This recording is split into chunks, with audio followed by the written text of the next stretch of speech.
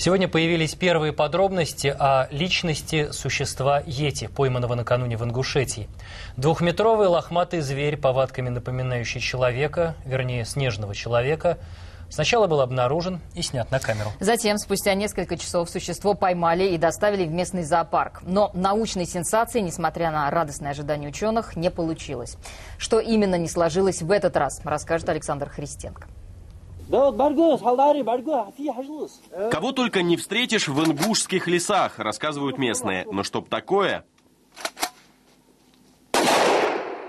Предупредительный выстрел в воздух, и мохнатое под 2 метра ростом существо предпочитает ретироваться, хотя, судя по разорванному в клочья барану, обладает недюжинной силой. Охотник, который и снял это видео, уверен, зверь – не что иное, как снежный человек – йети. Метров 20, 30, 50 я вот так вот приближался. Это было наподобие обезьяны, что-то такое. Как он себя вел вообще? Вот у него были какие-то человеческие признаки? Или как? На 2 ногах он поднимался, на меня глядел и убежал в лес. Совместно с пограничниками заросшее существо удалось поймать. Так у обитателей местного зоопарка появился любопытнейший сосед. Наши пограничники доставили его сегодня в наш зоопарк, он сейчас находится здесь.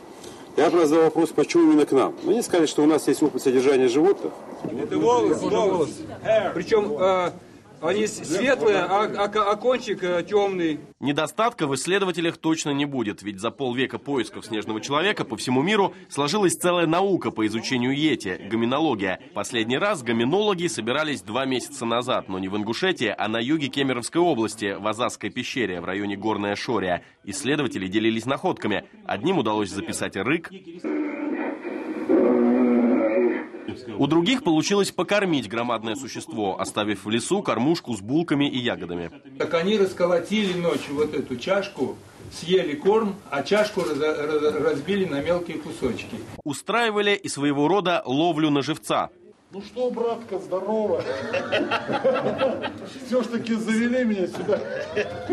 Призыв боксера-тяжеловеса, ныне депутата Госдумы Николая Валуева, остался без ответа. Снежный человек не показался. Это вымысел и бред. Так на новость о поимке йети в Ингушетии отозвалась пресс-служба погрануправления ФСБ. Чуть позже во всем сознался министр труда и социального развития Ингушетии. Оказалось, что это была благотворительная акция. В костюме бегал сотрудник дома отдыха, а жители Ингушетии, съехавшиеся поглазеть на йети в зоопарке, тут же могли сделать пожертвования в пользу сирот и детей из малоимущих семей. Впрочем, вряд ли эта шутка подорвет веру в снежное чудо и уж точно не остановит попыток установить с йети хоть какой-то контакт. Слишком многие уверены, что видели его своими глазами. Йети, если ты меня слышишь, я бы хотел, чтобы ты вышел на контакт. Может быть, там дрова нужны будут, спички, соль. И мы, пожалуйста, приедем. Все мы сделаем. Ну все, до свидания. Александр Христенко, Дмитрий Иванов, Григорий Вдовин. Вести.